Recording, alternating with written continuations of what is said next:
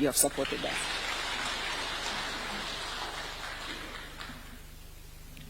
Your Excellency, Dr. William Samoei Ruto, Cabinet Secretary, all protocols observed. Hamjambo. Mine is very short. I am a farmer from the west of the Rift. One of our biggest problems in the west is hawking. Hawking is killing the tea industry. A lot of our farms have got a lot of tea. In the process, we expect a lot of return from it. Some of these hawkers pick tea from the road.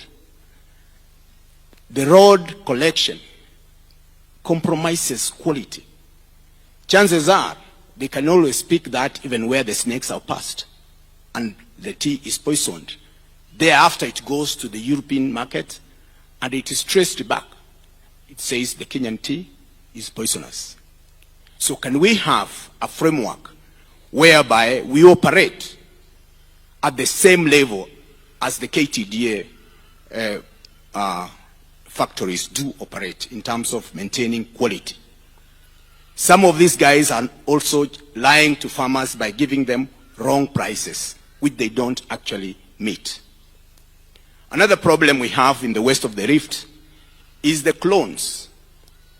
The type of clones we need now should be able to mitigate against the climate change. The bushes we have are about 60 years old. So if we can be able to be assisted by having new nurseries to have the clones, this can be able to change the farming industry of tea in the west of the Rift. At times, it's important to think about marketing. We have economic attaches in African countries.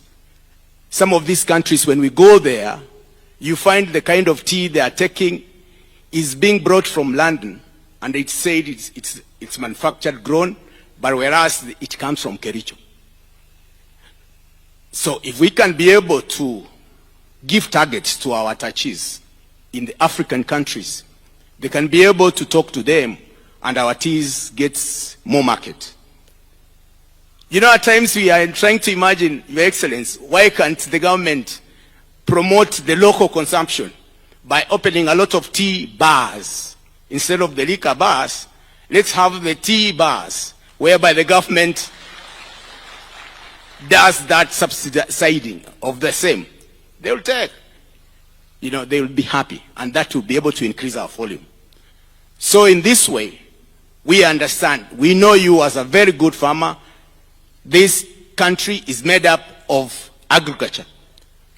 This is a real model of the bottom up. And if those guys down there can have something in the pocket, you'll be a very happy man. This business of saying, ati mzee umetuacha namna gani, as you are passing on the streets, it will not be there because they will have money in the pocket. You know, you can't manage people who are broke. Ana kitu kwa mdomo. Like now, if I come out of this place and talk to my wife that I was coming from State House, she will start expecting a lot. So, Your Excellency, please help these farmers from the West. I heard even the chairman talk that the performance last year was bad. There is an issue of the bonus which is coming. Kindly, if there is little money, please chip in so that the West of the Rift can also have something.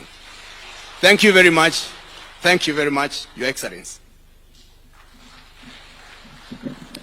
Tumpigie makofi tena. And I can hear his clap is very loud, maybe because of something he mentioned there, of the expectation. I don't know. Your Excellency, at this point, allow me to now invite the Chair of the Agriculture Committee in the National Assembly, Honorable Dr. Mutungi, who will in turn invite the Cabinet Secretary. Tumpigie makofi akija. Karibu.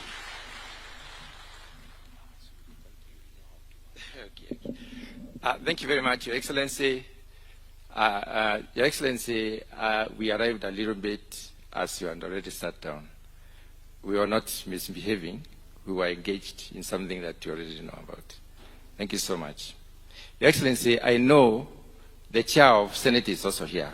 Please, maybe you could come and say something. But as he walks here, Your Excellency,